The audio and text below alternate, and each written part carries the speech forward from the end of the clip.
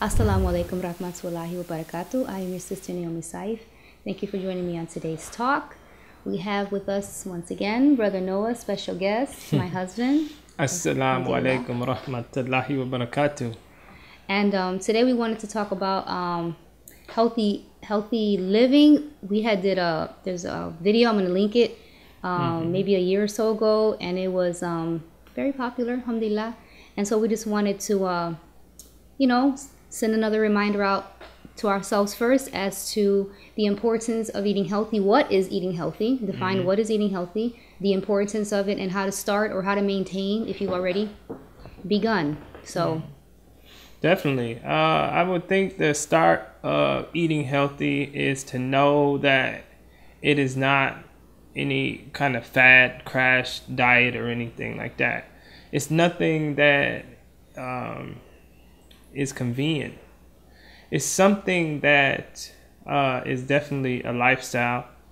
You would have to be committed to a certain way of thinking that transcends into a certain way of eating. So healthy living and healthy eating go hand in hand, because you can't have one without the other.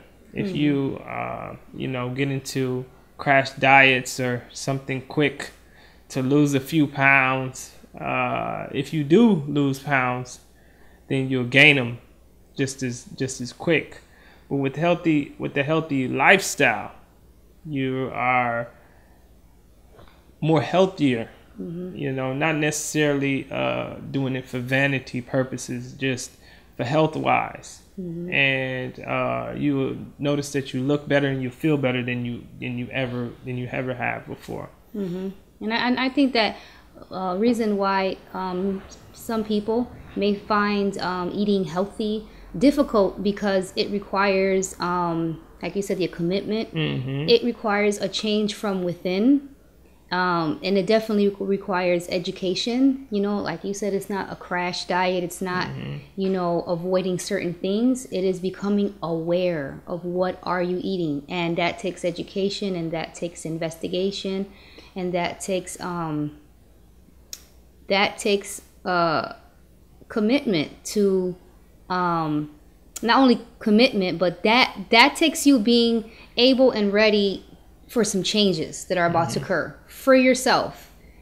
And I would say to start, after, like you said, making the commitment and things of that nature, even if you don't need to lose weight, because some people think that they're small and they're healthy, and they're not. If you're have lack of energy, if so the scale doesn't determine whether you're healthy or not. So well, the first thing I would do is you have to take convenience out of your vocabulary. If you want to embark on a healthy living, healthy lifestyle change, convenience is one of the things that destroyed our menu today. Yeah, our menu, our diet, our lifestyles today, because we figure we don't have enough time to cook a meal. We don't have enough time to exercise. We don't have time to do these things. So we go for convenience. Literally, like, we go to the convenience store and get stuff when it's nothing good to get at the convenience store. We go to McDonald's because it's convenient. You can just drive through. We go to the frozen section. And we get something that's convenient to thaw out because it's convenient. Take that out. It's a lot of convenient aspects in healthy living, but that's not the mentality that you want to go into it with. You have to take a little more time, maybe pack a lunch before you leave the house to take to work. Instead of getting to work and, wow, what do I have to eat? I'll just go to McDonald's. In terms of cooking for the children, plan something out, make something on the stove instead of, having to go through the McDonald's drive-through because it's 8-9 o'clock now and nothing was planned out. So, it's definitely something that takes time and it takes patience, but the results are a lot longer and they're more fulfilling. Yeah, and it's a process. You're always, I know for us, and this is one thing I would encourage, is to start with one thing. Don't, start with one thing. Eventually, I would encourage, as soon as you can, as soon as you feel, when you're comfortable, whatever, at some point, maybe not the beginning, to get rid of anything unhealthy in your kitchen. So if you get rid of all the cans or the sugar or whatever is the first thing you want to get rid of, if it's not an option, then you have no choice but to, if you have nothing but oatmeal and granola and something like that, well, then the kids are not, you or your kids aren't going to have to, you're not at the mercy of the Pop-Tarts or things of that nature because they're not there. So, but I would first suggest that you pick one thing and that you try to eliminate it, be it pop. For us, it was MSG. It was all products that had MSG, which was everything. But start off baby steps. Don't just, say I'm going to go all organic, all natural, all, even with the halal, inshallah, we are supposed to be eating halal meat only.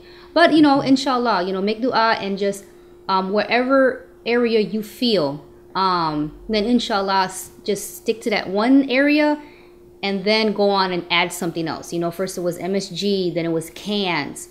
We got rid of the microwave, but we were also educating ourselves, looking at documentaries, reading books. Definitely. Because before the pill, before anything that a doctor could prescribe for you, the healing came through food. And so on a regular basis, we have to boost our immune system. On a regular basis, we have to make sure our digestive system is working in a good way. On a regular basis, we know that we have to flush our bodies. These are things that we have to do to, just like you take your car and you keep it in shape and you keep it washed and you keep it tuned up and make sure nothing is clanking or anything like that. We have to do the same thing. We have to have energy. We have to, have skin that is not yelling for help, basically.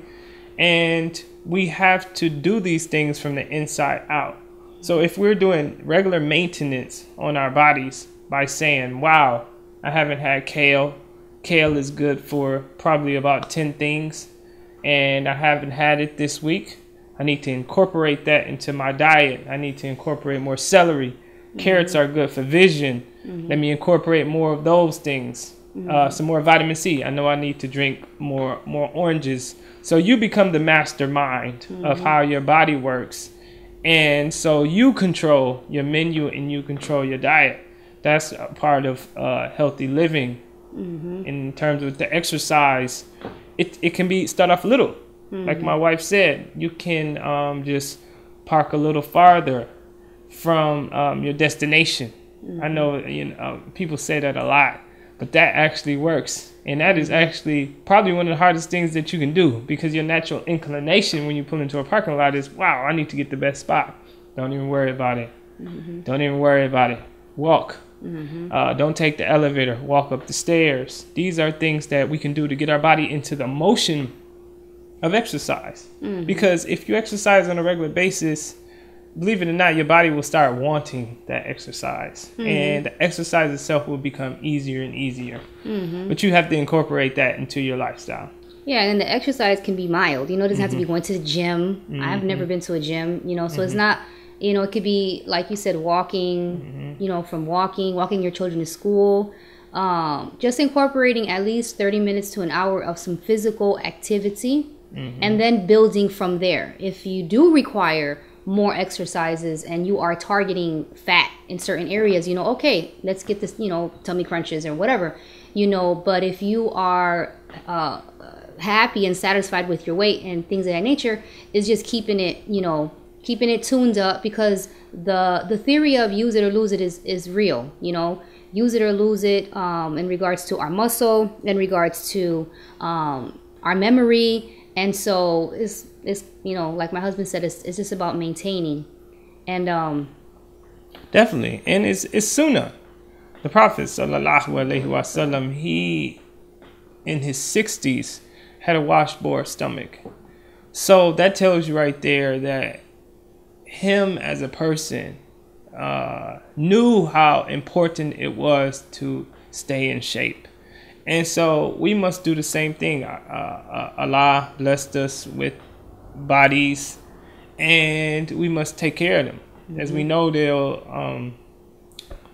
they're going to testify for or against us on the day of judgment. So we have to make sure that we respect our bodies. And so we have to make sure we keep them in the best condition that we can, and we don't abuse them in any way. So that's the main focal point of healthy eating and healthy living, is just the overall efficient maintenance of our bodies. Yeah, and it's not about, like my husband said, it's not about vanity, and it's not even about longevity, because we don't know how long we have to live on earth.